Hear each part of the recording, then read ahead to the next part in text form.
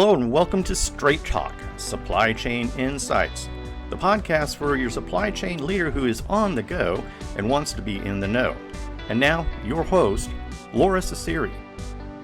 Welcome to Straight Talk with Supply Chain Insights. My name is Lora Cecere, and I'm the founder of Supply Chain Insights. And this podcast is designed for the supply chain leader who's on the go but wants to be in the know. This is a special podcast series of What Would I Tell My 25-year-old self? And in this podcast series, my goal is to interview 25 leaders of supply chain. I won't call them senior leaders, I'll call them experienced leaders, to get their insights on what they would have told their 25-year-old self. The goal of this series is to help people in their career, either early in their career or people in supply chain, to think about how they can drive more value, seek better life balance, and just get insights for how to make their career more worthwhile. Today, I am interviewing the founder and CEO of Alom, and I actually met Hannah on an airplane. A funny story, but I won't bore you with it today. And she's been delightful for me to know over the past 5-6 years. She's a true supply chain leader, and she's female, and I love the fact that she's doing what she's doing. So let's get started. Tell the group a little bit about yourself. I'm happy to, and thank you for having me, Laura. And I think it's closer to 15 years since you and I met first time, and Okay. and we have had the pleasure of being together in many different connections, and couldn't believe that we hadn't met before we actually did. So I know.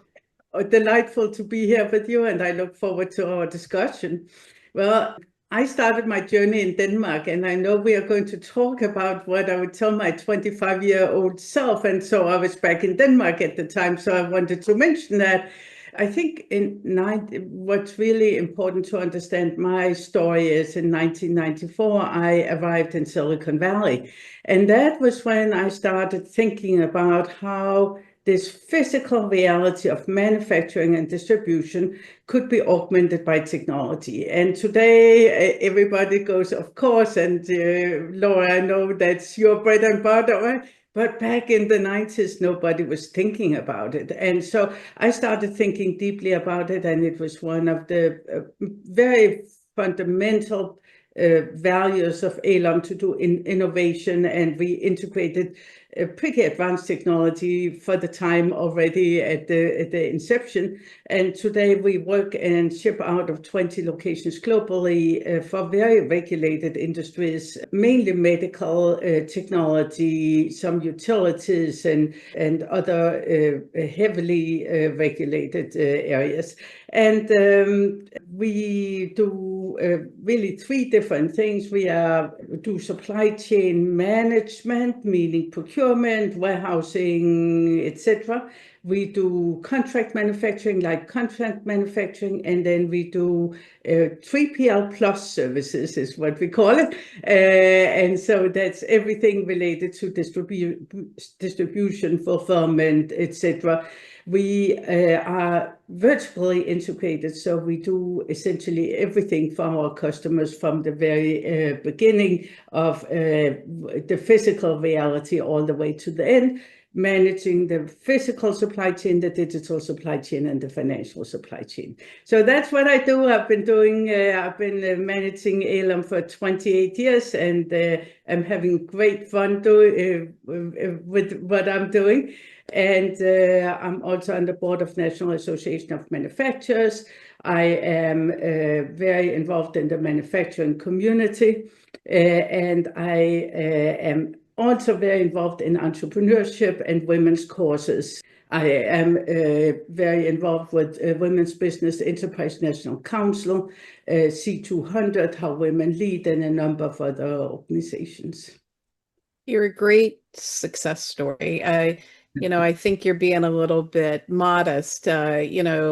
Alom is a big company. How many employees do you have now? Oh, we are still below 1,000 because we are one of the companies that really run very lean and actually use technology very prudently. So we are keeping it a very low headcount. And so what all the CEOs out there are finding out now, which is you can actually run a very lean company and run very efficiently.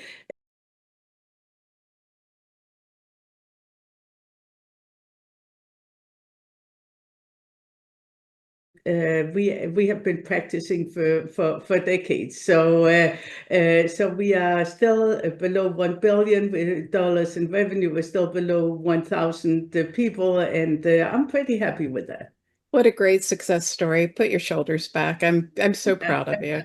Let's go back to the 1990s. The first time I heard the term supply chain was in 1987. So that was very, very early. And I heard it more frequently in the US than I did in Europe. It may have been where I was at. And here you are coming from Denmark to the Silicon Valley.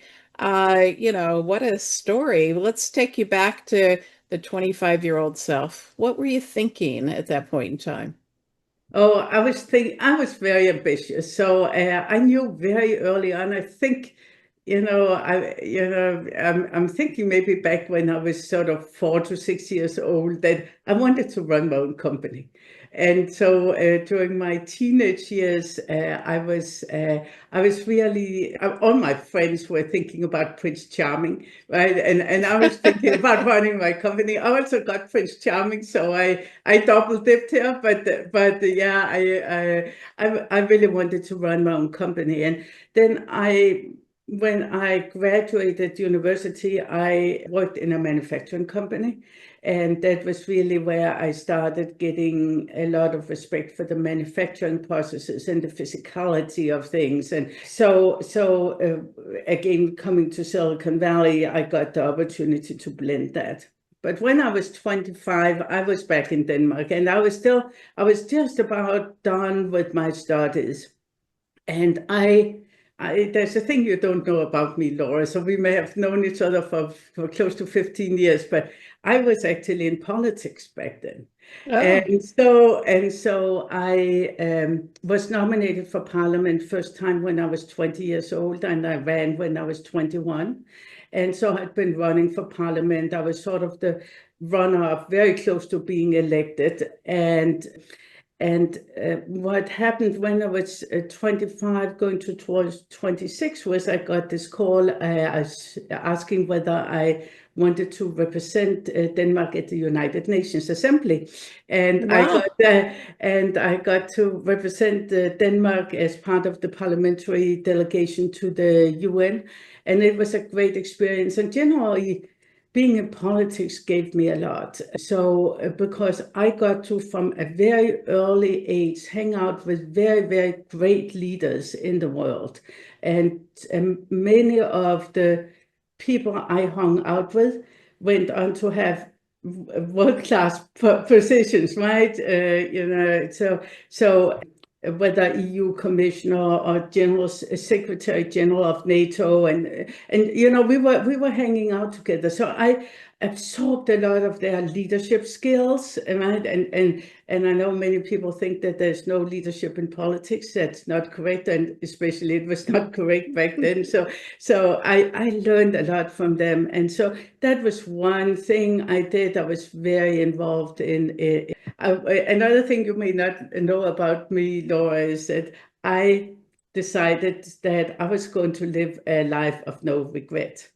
And as you were sort of saying, Hannah, do you want to talk about your 25-year-old self? I was like, well, I'm living a life of no regrets. But I was thinking, I put so much energy into my politics and volunteering at the time, and those type of things. Was that wasted time? And I think not, because I got those leadership skills out of that. And so, when you run a volunteer organization and you've got to motivate people who you cannot pay to go along with you and align with you, I think those are very valuable skills that have served me tremendously well in my career. So that was what I was focused on when I was graduating. I did have a lot of student jobs. I thought it was really fun to do different student jobs. I was also on a radio show.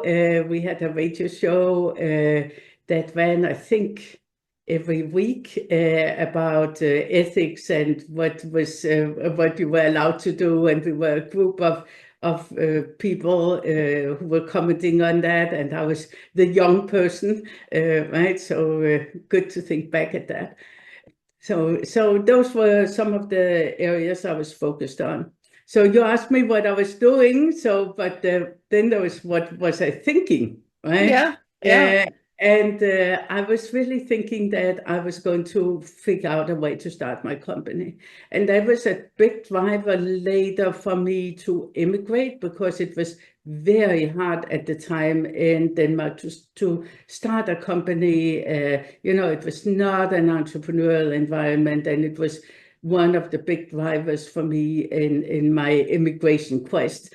But I also wanted to learn, right? And I think I know you're a lifelong learner. I'm definitely a lifelong learner. I'm curious. I want to know things. I keep thinking, oh, maybe this thing where everything is at my fingertips now with AI is not so good, because I'm so curious, right? I look things up. I want to know everything, and maybe I'm overloading myself. So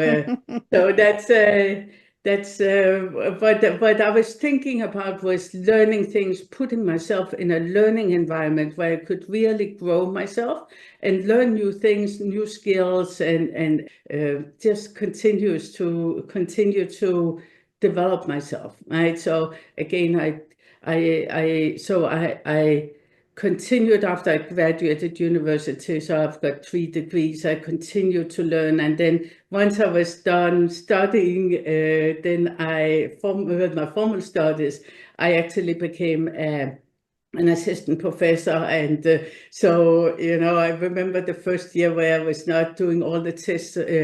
Instead, I was rating the tests, right? So summer became very busy there.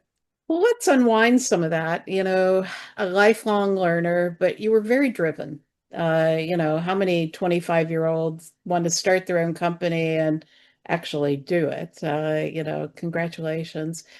But you were with a lot of very insightful and impactful leaders in your early work. What did you learn from those leaders that, helped you in terms of reaching your goals, if you had to characterize that leadership? I think, first of all, you need to have a vision. You need to work towards something, right? And if you cannot verbalize it, then it doesn't exist. And by verbalize, I actually mean writing it down. So not just telling it, but exactly what is it you're looking to achieve, what's important to you. And so that today I translate that into company values, right? And company vision. So, and my own personal vision. And so that has been tremendously valuable.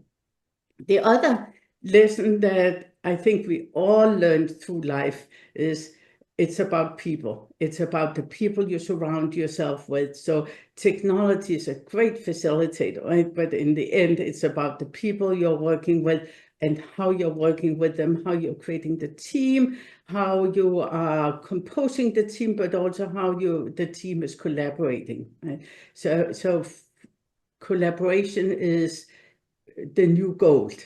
Right? It's a way we and technology can be a facilitator of collaboration, and certainly should be, and is key to it. But in the end, it's about that fundamental will to work together towards a goal.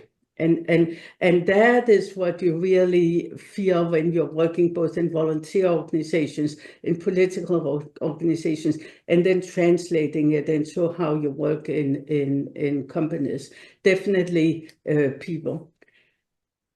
One area that was always a key to me is aligning everybody. and understanding that alignment. And my friends are teasing me. They're saying, well, you can take the girl out of Denmark. You cannot take Denmark out of the girl. Right? And so there's a lot of alignment going on in Denmark. It's a very collaborative environment. And after I immigrated, I went back to Denmark a couple of times for different meetings, and I was struck by how much more alignment is going on in meetings. And it became very clear to me where my need to align with everybody it comes from. So what I find when projects go off the rail, it's typically because there's lack of alignment. If people have not been talking together, they're not aligned about where this, what the next step is, what's the end goal, those type of things. And so that alignment really is key, and communicating that very clearly. So again, translating into what I do today, seen from a business standpoint, is a one-page business plan that we share internally, where we have got our goals outlined, we've got our tasks for the next 3 months, next year, next 3 years, and some of the fundamental values where we are operating against. So communicating that alignment is key for me. I think that your comment around you have to vocalize the vision is a really key point, right? You know, so many people will say, we need to be aligned or we need to collaborate. But if you can't vocalize the vision and live the vision, then it's very hard for people to be aligned and collaborate. Tell me about your journey to do that.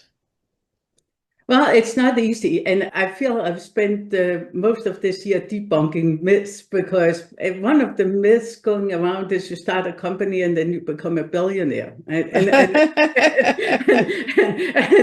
that's not reality. Reality is you start a company and you face a lot of adversity, and then you have some luck also, and you've got to be able to leverage the luck and turn it into something that's great for the company, right? Revenue, profit, etc. But at the same time, you just figure out that progress is not linear, right? I think it's one of the areas where I'm sometimes concerned that if everybody thinks it's this dream of there's no adversity, there's a lot of adversity when you run a company, and anywhere in business, right? And I think we all need to just understand that we'll get some battle scars along the way, and that's okay, right? And if we coddle our staff members, young staff members, too much, then they may not experience those battle scars that you really learn from, right? And some of those battle scars is you fail and you get up again, right? And that will to succeed and that persistence that's one of the key fundamental areas you need to have as an entrepreneur, right? Is you need to stay with it, you need to power through, you need to find a way through it. Very, very key. One thing I wish I had known when I was, we all get a little bit wiser later, right? So one thing I really wish I would have known when I was 25 was how important it is to embrace that I was different. So again, I grew up in Denmark. Denmark is basically a very conformist society. You need to fit in. And I kept feeling I didn't fit in. Only later did I find out that most people feel they don't fit in, right? I think everybody has this feeling about, do I really belong and how do I fit in? And I think that realization for most people are coming later in life, that everybody has that feeling. I wish I had known that then, and embrace more what is different, what I bring to the party. Right? So we, instead of being concerned about fitting in, embracing the difference and embracing everybody else's difference. Right? And I think I was faster at embracing everybody else's difference than my own. And so I started getting the feeling that it was okay to be different when I was in my late 20s. I wish I had known that much earlier and really celebrated that there was something I could bring to the party and that others could bring other aspects to the party. And today I really like to bring teams together that have different strengths, where the players have different strengths, and making everybody work together, right? I mean, in an orchestra, not everybody is playing the same instrument, right? So we need to get everybody together and then everybody playing to the same from the same sheet of music. So this awkward feeling that we don't feel like we fit in, right? And embracing the differences, right? What is it that you uniquely bring to the party?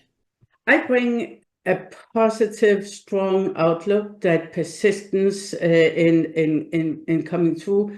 Also some vision. I like to think that sometimes I can see around corners. It's not perfect, right? But I'm pretty good at seeing what's coming, seen from an environmental standpoint, and also finding opportunities in it. So what is the next opportunity that we can, either as a company or the different organizations I'm part of, what could be the next step for us, where we are getting ahead of that next game point that's out in the future.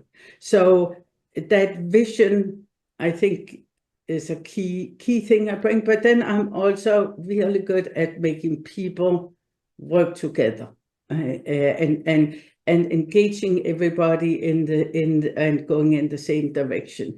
And so I believe that some of that strength comes from my volunteer activities. Again, trying to motivate everybody to work together, even though they do not get paid. They should still pull in the same direction. So those are maybe some of my key strengths. I'm sure my staff members will have different points of view on it. I also like to bring a sense of joy and sometimes humor into situations. I'm a firm believer that the happiness you bring to others and the joy you bring to others really multiply into their lives and beyond. And so multiple levels away, I can have a positive impact on people. And that's really important to me, having that impact and helping my staff members be more satisfied in life, happier in life, and then passing that, for them to pass that on. And so it's a great satisfaction for me now, having run Alom for 28 years. I'm seeing, the kids, the Alom kids, right, graduate from high school, the ones that were born while their parents were, and I'm seeing all the positive impact that I hope that I was part of creating, by creating a positive environment for the parents and for all Alom staff members. What are the tips or techniques or insights that you have about bringing teams together that you can share? I believe that alignment is a key focus area for, and should be for any leader. But also communicating the company culture or the organization's culture, understanding the core values that are driving that company. So explaining to everybody what's permissible and what's not permissible in a culture. So this is why we have our one-page business plan that I talked about before, with the different goals, but also with our cultural values. And when we have a new staff member come in and join us, we sit them down and we say, this is the instruction manual for how to succeed here. Here's what we need you to do, and here's what you definitely shouldn't do. Don't be disrespectful to anybody on the team, or for that matter, outside the team. Respect is one of our key core values, and we want to adhere to that. So being very explicit about that. I'm a big believer in driving excellence and being excellent, not just as a company, but also as a team and as an individual. It's tied into that lifelong learning we just talked about. All the time growing, but also all the time trying new things, using excellence, not just to execute what you already do, but also to taking that next step and learning from that. I find that everybody work together really well when there's a vision, when there's a playing field, and when there's that alignment around where is it we are going and what is it we should be doing. And then when they're giving opportunities because they are seen as for their excellence and what they bring to the team. I look at myself as a servant leader, and that means I am here to make sure that my staff members succeed. Doesn't mean that I'm not sometimes nitpicking or doing other things that CEOs are known to do, but generally I like to see my staff members succeed, and I celebrate their successes, and I see my key role as paving the way, giving my staff members the tools to be able to succeed, and once people are in that type of nurturing environment, I really see that they are contributing at a different level. And of course, you need to make sure that everybody is pulling their load. If you have got somebody who's pulling down the team, it's very demoralizing, right? So and it happens, and you need to react to that. So don't think that I'm only a soft leader who's not making tough decisions. You need to be able to make that too when you lead a company.